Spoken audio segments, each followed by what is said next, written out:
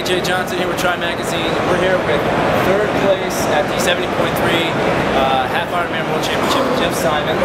Jeff, just real quickly, tell us how the day played out and if it played out the way you thought it would. Not exactly how I thought it was, but I mean, it just went amazing. I got in that swim pack, I knew my fitness was good, and I knew I could be in there, and I came up pretty comfortably. I knew the key part for me was not to get carried away in the first bit of play. So I kind of hung back, and was able to ride my pace for the first, about an hour and 15 minutes of it. All of a sudden, some fast guys came by, and that was the point where I said, if I want to do well, I got to go for it. I can't let these guys get out of sight. So you went forward on the bike, stayed with the group there. The run is obviously kind of your strength. When you got off the bike, and how did you feel then? And did you think that, hey, I can run my way through some of these guys and get on the podium? Well, kind of, but my big thing on the run is I try not to get excited. When I get too excited, that's when, seeing as I got a bit of run speed, I can really crank that first few miles, and it gets pretty ugly after that. So for me, it's, I did a lot of mental preparation in terms of, I am going to be down on these guys, but I will be close to these guys. What am I going to do? And just preparing myself so that I'm going to run my pace. That's something that I'm out there training. I'm visualizing those guys up the road, but just running my pace and not getting excited. All right. And Jeff actually grew up in Penticton, which is the home of Ironman Canada. So I got to assume that kind of inspired you to get into the sport. Absolutely. I mean, it's something that I always wanted to do. And once I got into running cross country, because we had a really good cross country team, we won country championships in high school, and I started running steeplechase. And ever since then, another steeplechase.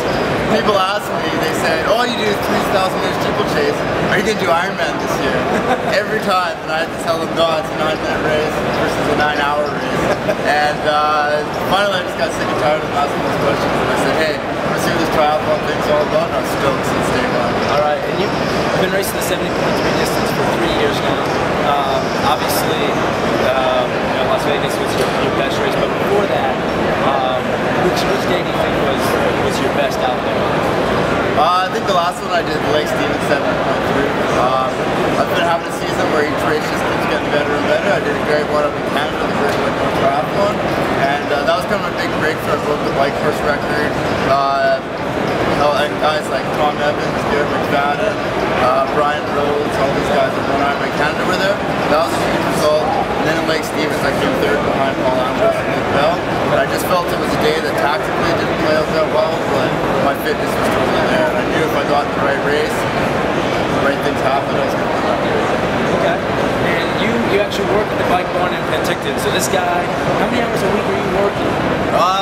It depends. I probably average about 28 hours a week. Leading up to this race, I was working at Ironman Canada. It's getting up to about 40 hours a week. So, but it just means you have to make sacrifices in other aspects of Right. So here, there you go. Here's another guy who's putting out 20 to 30 hours a week at work and then training and still having awesome results. So, on your training side, how do you work all that out? How does it together for you? Well, my coach puts it all together, Kevin Kutchuk. He's actually the owner of a website called EndurancePlanner.com, and he fits everything in.